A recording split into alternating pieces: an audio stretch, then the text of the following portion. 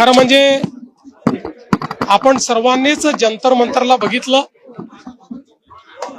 ज्या प्रकारे त्या ठिकाणी भाषणं झाली, नारे लागले, वक्तव्य झालीत, त्यातनं एक गोष्ट लक्षात आली, भारताच्या युवांची अभिव्यक्ती नाहीये, तर अराजकता पसरवण्याच्या मानसिकतेची अभिव्यक्ती आपल्याला पाहायला मिळाली.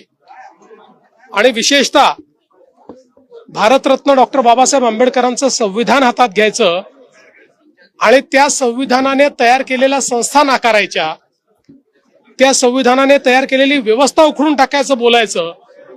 संविधान म्हणजे केवळ पुस्तक नाही आहे, त्यातल्या प्रत्येक आर्टिकलमध्ये या देशाच्या लोकशाहीची तत्व आहेत. ती तत्व नाकारणारे पुस्तक घेऊन फिरले तरी ते भारतरत्न डॉक्टर बाबासाहेब आंबेडकर विरोधी आहेत, ते संविधान विरोधी आहेत. त्यामुळे मला असं वाटतं की आज या अभिव्यक्तीने त्यांचा खरा अराजकतावादी चेहरा आणि मनसुबे हे उघडे झाले आहेत. कुठलंही समर्थन